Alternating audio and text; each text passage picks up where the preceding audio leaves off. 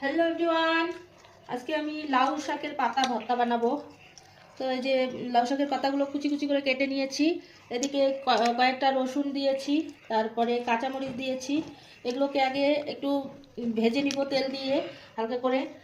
লাউ পাতা ভর্তাটায় অল্প একটু মাছ ছিল, তাই আর কি মাছগুলো ভেজে দিয়ে দিব, খুব টেস্ট হয় খেতে। তেলটা গরম হয়ে গেছে, মাছটা দিয়ে দিব। মাছগুলো ভাজা হয়ে গেছে, তুলে নিব এখন। এখন শাকগুলো দিয়ে দিব, একটু ঝাল ঝাল করবো তাই মরিচটা বেশি দিয়েছি। এখানে একটু লবণও দিয়েছি। যে কোনো ভর্তা একটু ঝাল ঝাল খেতেই ভালো লাগে। তো শাকগুলো এইভাবে ভেজে নিয়ে তারপরে বেটে দিব। একটু ধনিয়া পাতা দিয়ে দিব, ধনিয়া পাতাটা স্বাদটা আরও বাড়িয়ে তোলে। দিয়ে সেদ্ধ করে নিব। এইভাবে শুকনো শুকনো করে ভেজে নিলাম।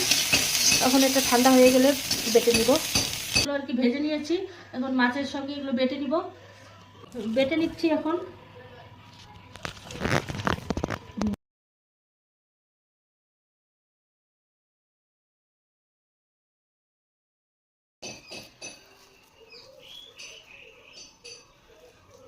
এই লাউ পাতা ভর্তা দিয়েই এককাল ভাত খেয়ে নেওয়া যায়।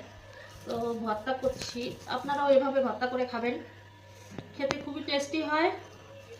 আর আমার রান্নাগুলো যদি ভালো লাগে তাহলে অবশ্যই লাইক কমেন্ট শেয়ার, আর অবশ্যই পেজটাকে একটু ফলো করে দিবেন। টাটা। ভর্তা রেডি।